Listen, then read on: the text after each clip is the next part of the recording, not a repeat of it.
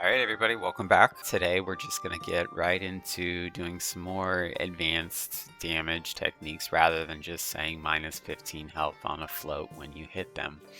So the next thing we're going to want to do is, instead of scalable float, we're going to set by caller. Set by caller requires a data tag, however, and the only gameplay tags that we've made are here in editor, and you can't access them from C++. So we're going to need a native gameplay tag.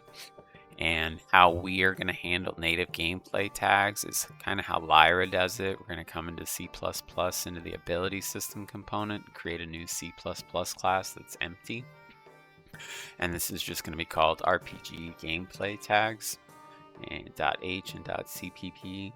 We will close this. And now that I have this open, we're just going to clear this out. We want to leave the header included for there, and then we can clear this out because all we need to do to declare a native gameplay tag, we're going to keep this nice and tidy, so we're going to make a namespace, and it's going to be called RPG gameplay tags, and then you can nest namespaces, so we'll nest combat. And then inside this namespace, we have a macro, UE declare gameplay tag extern. And the name of our gameplay tag is just going to be data_damage. Now that we have that back in the CPP file, we're going to repeat the same thing, namespace, RPG gameplay tags, combat qualified. And in here, we are just going to say define gameplay, UE define gameplay tag. Now, UE define gameplay tag is pretty basic and not really recommended. UE tag comments is for your extern, the gameplay tags you're going to use all over the place. You're going to want to comment. So we're going to use UE define gameplay tag comment, and the gameplay tag is the data.damage. And now we put in quotes. We need to define the gameplay tag, how it's going to be stringed out, which is going to be combat.data.damage. And we put a comma and some more quotes, and then this is the comment, right? So this is set by caller data tag for combat. Now there was a third option. And that's UE define gameplay tag static. Now this macro that defines one static, what you can do is throw this inside a namespace inside any CPP file like we're doing here, and then you can just declare any gameplay tag you want to use in that file, but it's only valid for that file. So where I find this useful is in situations like I've created projectile.basic, .type1, and .type2, but let's say in native I wanted to request all basic projectiles. What I could do is just come in here and define a static gameplay tag that's called projectile basic. And then you can say that it's projectile.basic. And that's all you have to do in a static file. And then you have a parent tag that's projectile.basic. And then you can call how we're going to call these gameplay tags. But that's what a static tag does. That's the difference between the macros. So anyway, now that I have this combat data.damage, what we need to do is come back into the library where we're applying damage. So now that we're going to do this through this set by caller, after I've created the spec handle, there's a static function in the U ability system blueprint library. You qualify assign tag set by caller magnitude. The first parameter is a spec handle, which is great because we just made a spec handle right above. The second parameter is the gameplay tag. It's not going to show it now. The second parameter is the gameplay tag called the data tag that it wants. Well, now that you have the namespaces, you can just say RPG gameplay tags, and then you fully qualify combat, and then you fully qualify data.damage. Now that auto includes the header for me. You will need to include the RPG gameplay tags header anytime you want to do like this and use gameplay tags like this. But this way you can keep it nice and tidy. The name's great and you have access. And you've declared it extern, so you can use this tag in any file anywhere that you want. The last parameter that it wants is going to be the magnitude. So what the value is, it's going to be inside the damage effect info. That's the base damage. Now, back inside the damage effect info, that means I need to come into my damage ability. And my damage ability has this base damage being set to the FScalableFloat get value at level that is being scaled based upon the ability level. So let's do something to get the ability level across, which I could come into the ability system interface where we've got it implemented in the player controller, and I can say set dynamic projectile. We can just add a second parameter, int32 ability level, and just copy this because we're just going to paste it everywhere. So the first thing we're going to do is copy this, and then we're coming into the player controller, which is in game, player controller. And now your implementation is not going to be right because it's missing that. So now that I have the ability, then I come in here, this isn't right, so I need to paste it here. And then the RPG ability system component has this, so I'm going to go to the declaration where, well, it's going to need it here. And then set dynamic projectile is going to need it here. And then server set dynamic projectile is going to need it here. And then server set projectile is going to need it here. And then we need to pass through the ability level, which will pass through the ability level. And then back in our player controller, we need to pass through the ability level. And actually what the best thing we could do here is set this equal to 1 by default on this here. You could set it to 1 by default everywhere else if you really wanted to. If you wanted to say set dynamic projectile equal to 1 right here, you could do that as well. But that's just going to be for our blueprint function, so we don't award it at level 0 by default. And then, oh, excuse me. By doing all of this and passing the ability level through all of this, the whole point of that was this right here, this spec. Now that we're making this, instead of hard coding level 1, we can actually put the ability level inside here. So now we can adjust it inside blueprints pretty easily, and we can start seeing how the ability level will affect this damage. So with that, we're going to recompile and get back into the editor. Alright, now that we're back in the editor, we're going to open up this, and instead of that, we're going to set the set by caller tag to the newly created combat.data.damage. It exists in our tag container even though we made it in C++. And actually, if you wanted to go to manage your gameplay tags, what you can see is the tags will show you right here where they were created. So this combat was actually created in RPG systems, and then when you hover over it, you can see the comment that I made, set by caller data tag for combat. Well, excuse me, that'll be here, set by caller tag. These are implicitly created parent tags, but the only one we have right now is damage, so all the description is the same. But anyway, now that the set by caller is here, we need to come into the blueprints, ability system, abilities, dynamic projectile ability, and we need to use base damage.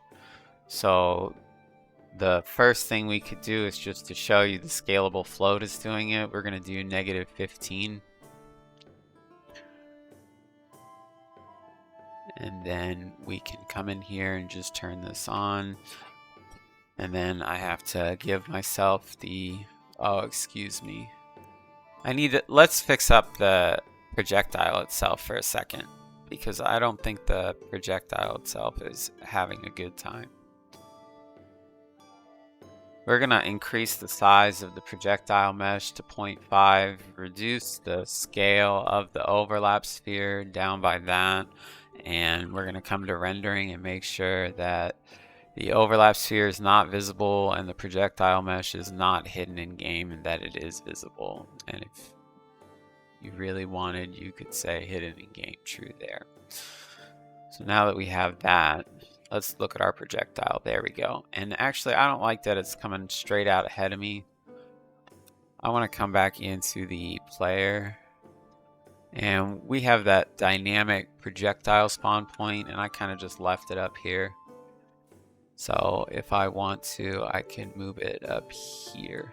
And now it'll spawn over my shoulder.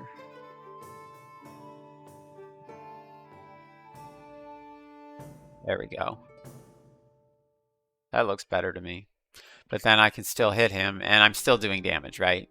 So we're still, and we're seeing all the damage on all the clients as well. That one doesn't do damage, this one does, but that one's doing damage as well. So now we're using this gameplay tag set by color magnitude, but that's kind of it, right? But we want to do it more expressive than that. So now that we've got that, we're going to close those out. We're going to use this curve table. Let's go make a curve table. And we're going to put this in the ability systems. We can make a new folder called data. And this will be new folder curve tables. Now we can go into miscellaneous, and there's just in miscellaneous, there's a curve table here. But then there's going to be an interpolation type, constant, linear, and cubic. Linear is a straight line. We're doing this based off ability level. So if you want your ability level to go from level 1 to 100, you can pick the values that you set. Minimum level 1, maximum level 100 is going to be perfectly sloped, evenly spaced all the way through there. It's up to you. Linear is a stepping line. So you set level 1 is 10, level 10 is 50, and level 100 is 100. Well, level 1 through 9 is all going to be 10 because it's at that constant 1. Once it hits 10, it's going to jump to 50, but all the way through 99 is going to remain 50 until you hit 100, then it'll jump to 100. So that provides like stepping stones if you wanted to keep constant values and step up like that. Cubic is a fun interpolated, this is the exponential curves, that if you want to talk about exponential curves, right, you can use these tangents and bend them freely to provide the most wild curves you can create. But for that reason, if we want to play with cubic, let's play with cubic, and we can say curve table is CT, and we'll say this is CT damage. Now this first curve it gives us is just default, so we're going to rename this to damage.default because our damage.basic. Let's rename this damage.basic. Now this is your curve, this line right here. If you click your scroll wheel, it'll add a key, or you can right click and click add key. But I have a key here, and the value's at 0.4, and I want to start it at 1. And at 1, I want it to be 10. So then we can zoom out, scroll out. Now we have this. Well, I'm going to click my mouse wheel to add another one, and I'm going to say that this is 25. So I'm going to take my ability level up to 25, and then this is going to be 200. So we can zoom to fit, scroll out, and highlight these both. Right click and then do auto. And then actually what you could do is right click to highlight those and then click zoom to fit, and then now it gives you this. And all you have to do is click on a key and play with this, and then your exponential curve just bends, right? So you can make it to where this ability spikes early game real hard, and then late game, look, by the time your time is 16, so that's level 16, it's at 193. but by the time it hits 25, it's only really gained 7 with a curve like that, as opposed to level 1 is going to be 10, and level 2 is going to be 34 right off the gate, right? If you want to do that. Or you can make it completely scale the opposite way, playing down here that this is a late game scale, right? This is a late game scale. Or if you wanted, you could add another key by clicking here and then bend it here, even like this, where it scales up and then back down. It's whatever you want to do. But we're going to do one of those. We'll do that. We'll play with both. In the beginning, it'll spike up. In the middle, it'll kind of flatten up. But then by the time you get to the end, it'll take off and become real strong, right? Let's do a curve like that. Damage.basic. So now we're going to come use the CT damage curve table. And it's going to ask us to select a curve. And we're going to select damage.basic. Well, preview at 1 is not negative 150. This negative 15 is now a multiplier, a negative coefficient. So we're just going to want to do negative 1. And then now we can see preview at level 1 is negative 10. And then it gives you every step of the way. You can preview your value. At 15 it's going to be 83. At 22 it's going to be 141, right? So now that we're going to be a little bit more dynamic, let's come back to the player controller. And in here, what I'm going to do is I'm going to make a random integer in range, and it's going to be between 1 and 25 that I will promote this to a variable and call it random ability level. And we'll roll a random ability level every time before we give it to ourselves. And then what I could actually do is also say print string, and we can say append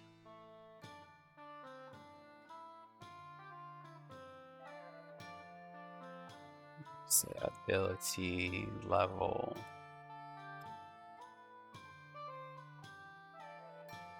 duplicate this.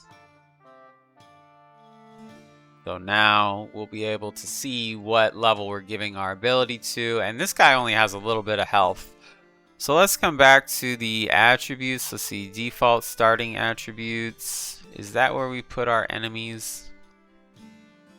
Let's go into the enemies, attributes. Now here we put it in here. So let's give him, because we're going to be doing heavy damage. So let's give him 2,500 max health. And then 2,500 health. So we can start seeing that. So shrink this, we'll come onto this client, and client 0 ability level 12. And that's doing a little bit of damage. Ability level 10, that's doing even less damage. 21, that's doing a little bit of chunks more damage. 21, and then 24 is doing the big damage. So now our ability level is scaling our damage using curve tables. And that's how you use scalable floats to the best way in that. In the next video, we're going to go over damage execution calculations and get more into making one of those files.